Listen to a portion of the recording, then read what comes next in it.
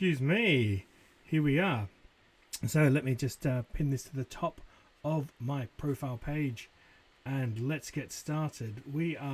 This is episode 2 of From the Crow's Nest for the 22nd of May 2019, and today we're talking about fairy tales. What are fairy tales? That's a really good question. I've been thinking about this, and it's kind of one of those hard things to define. Now, I read through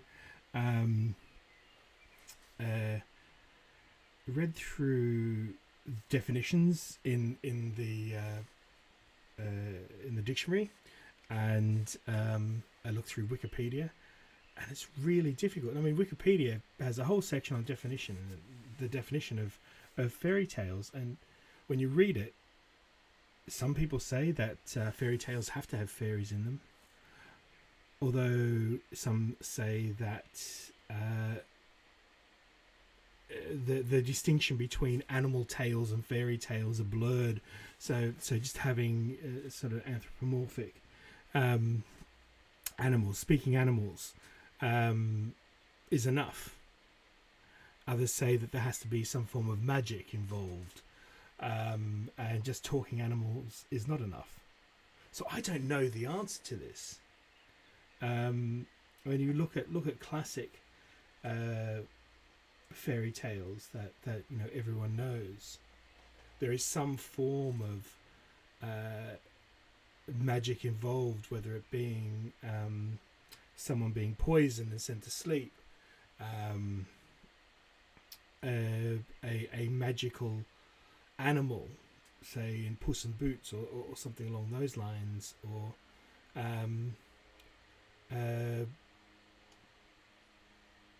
so what do you think a fairy tale is? Some of the definitions I've said is that a fairy tale has to be a children's story. But what does that mean? Does it have to be friendly and happy and or Disneyfied, or not? What is your definition of a fairy tale? For me, a fairy tale is has to have a couple of elements. One, I think it has to have an element of the fantastical about it, something out of this world, or out of this realm of being.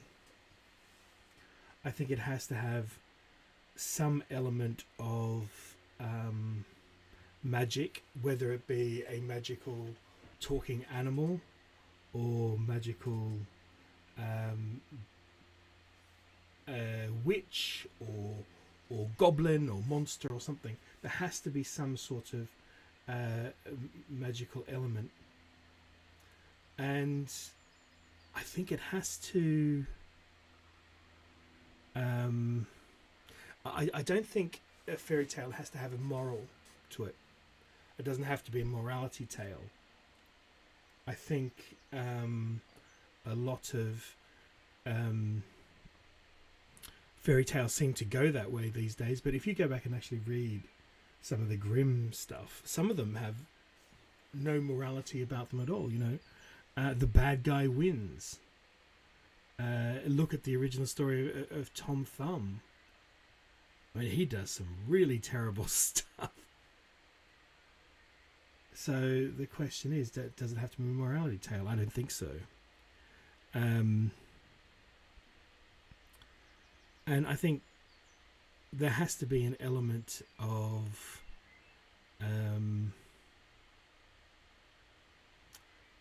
what's the word? I guess I want to say charm, but I mean, it's so subjective, isn't it? It's really difficult to say what.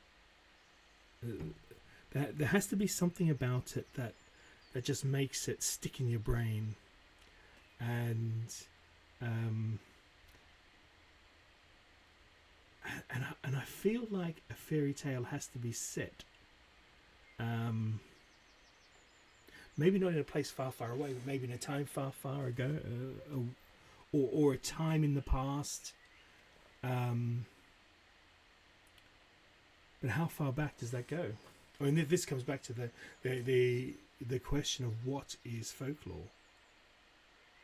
I think fairy tales are a branch of folk tales and folklore. But what goes into the definition of folk tales and folklore?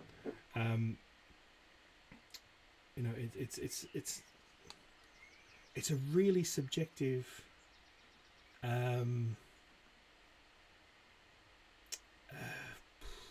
I guess it's a very subjective topic. So everyone has their favourite fairy tales, and I think I guess a good chunk of people their first introduction to fairy tales excuse me, Disney probably, and for me, even as a child, actually Disney always felt a bit off, felt a bit strange, felt like it wasn't quite right when it came to their storytelling. And I'm not sure that Disney was my first introduction to fairy tales. I think I have this distinct memory of my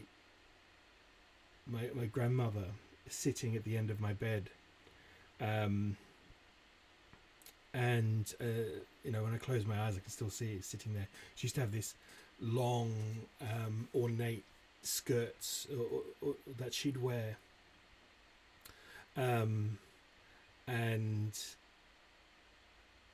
I remember her sitting at the end of my bed, and she would tell me these stories, and these fantastical stories. I think that was my first introduction to fairy tales. And I don't remember them being particularly sanitized or particularly light and fluffy.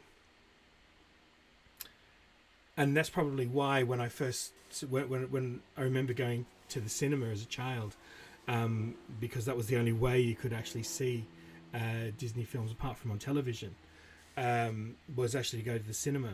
And I remember seeing Snow White and the Seven Dwarfs for the first time, and my grandmother, I remember telling me a version of this story which was very different to the one that I saw, and I remember thinking, that's not right, and maybe it coloured my view a little bit. So my question goes out to you, dear viewers and listeners. What do you think is a fairy tale? What are your favourite fairy tales? Are there any fairy tales you'd like me to do a bit of research on and come back to you about? Let me know. And before I sign off today, I think I'm going to share one of my little favourites. And you can decide whether this is a fairy tale or not. So this fairy tale, I'm not quite sure what it's called,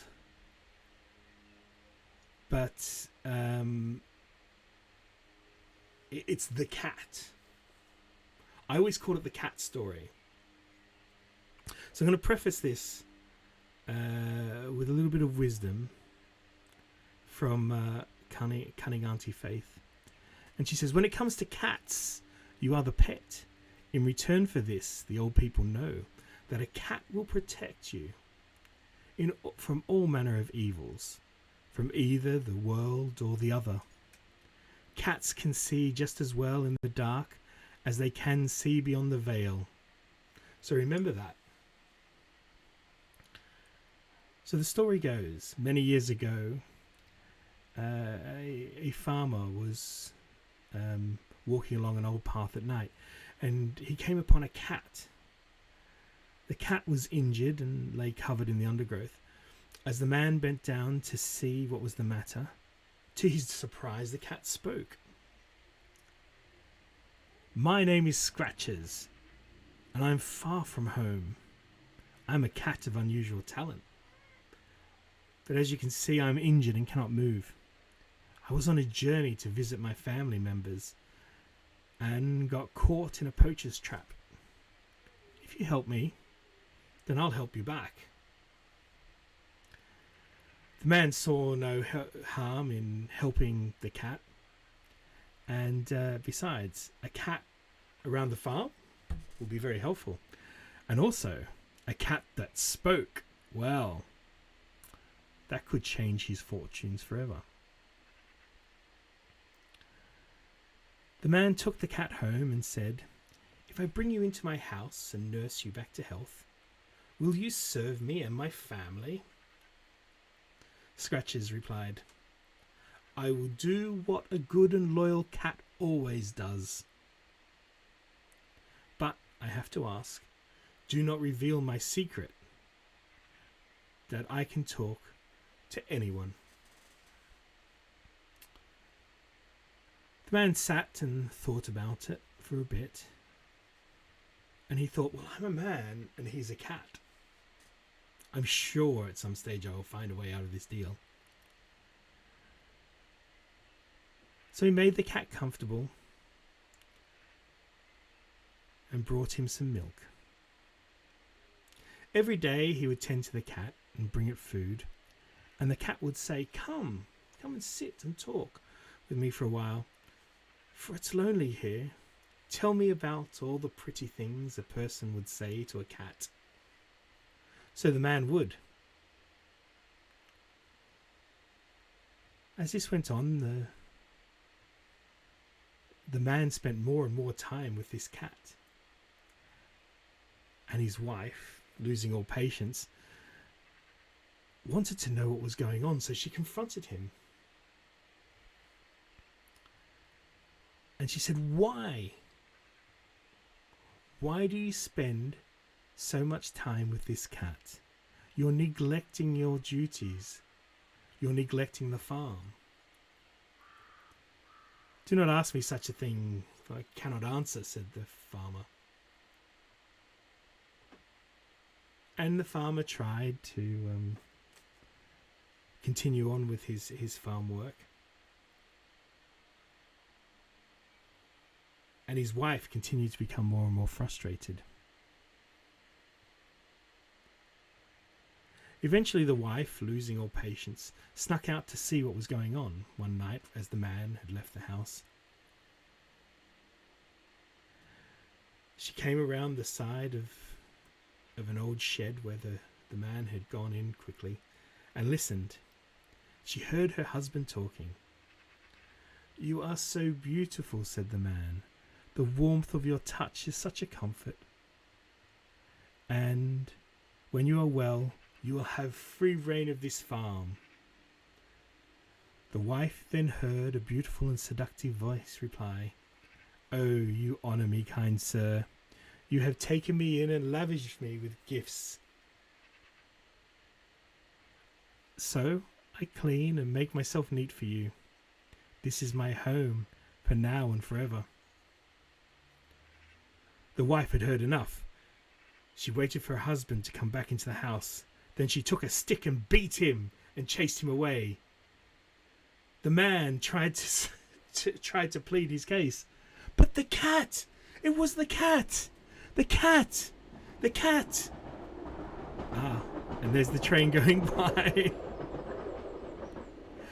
And the man found that he could not actually tell his wife the truth. He could not say those words that the cat was the one that was speaking.